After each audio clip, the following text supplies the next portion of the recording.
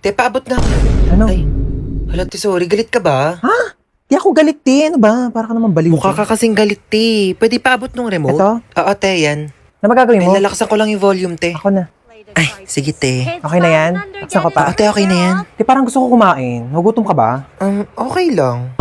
Anong okay lang? Okay lang nagutom ka, okay lang na kumain tayo. Ay, okay lang kumain, te. Good evening, ate. Pa-order ng one-piece chicken with rice and drink. Ikaw ba, ano order Ay, mo? te, di na ako. Wala akong budget, eh. Tinanong ko ba kung may budget ka? Ang tanong ko kung ano order mo. Sige, te, same na lang tayo. Okay. Same kami, ate. Uy, te, thank you, ah. Wala pa kasi akong budget, eh. Baka ba naman, huwag mo na isipin yun. Eh di next time, kapag ikaw naman nagka-budget, ako naman ilibre mo ng one-piece chicken McDo with rice and drink. 99 pesos lang. Napakalaki ng chicken! Napaka-crispy at napaka-juicy pa!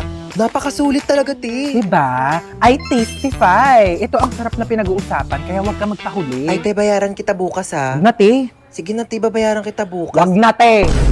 Basta yung one-piece chicken McDo with rice and drink ko, ah.